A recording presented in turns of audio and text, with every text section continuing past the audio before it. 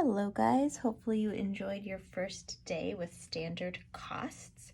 I wanted to go into a little bit of a deeper dive regarding those standard costs.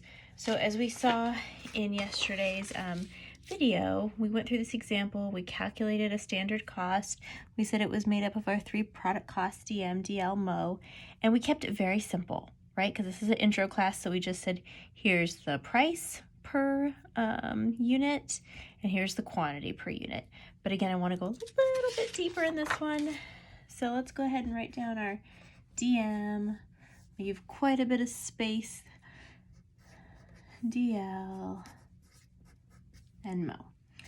So in reality, if we wanted to go a little bit deeper, as we saw here in the exercise yesterday, it's the price standard and the quantity standard, right? For each one. Price standard and quantity standard.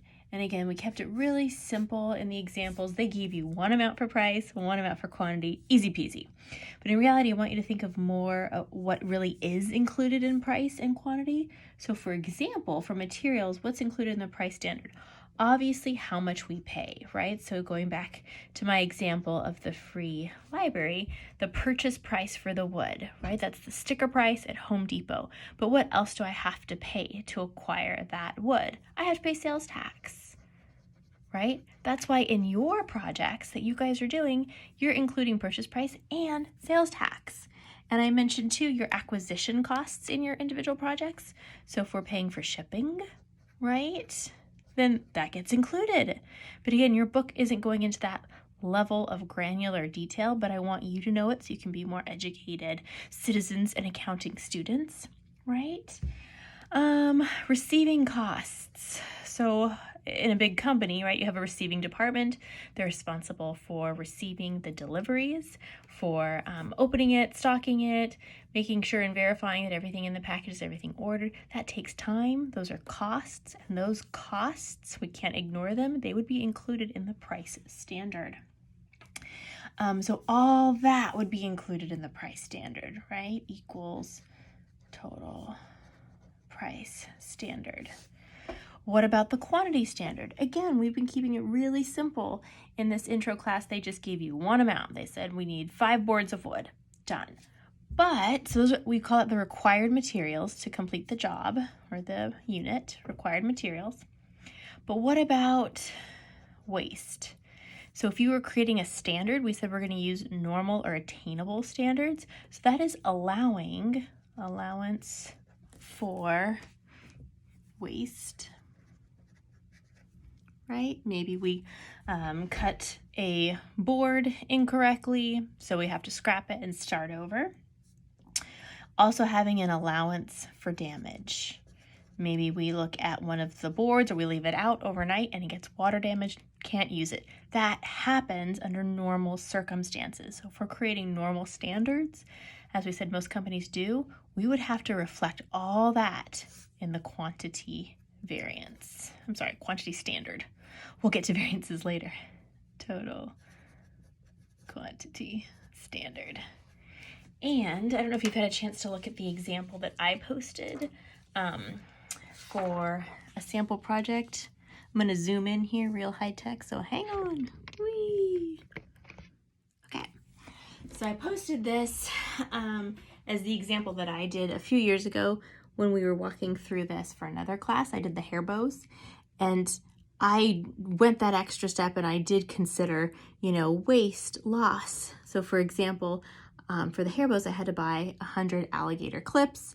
Maybe some are broken, right? Sometimes when you clip on them, the little spring inside breaks. So based on my history, about 5 units per box of 100 was unusable. So I reflected that in my standard, in my quantity standard.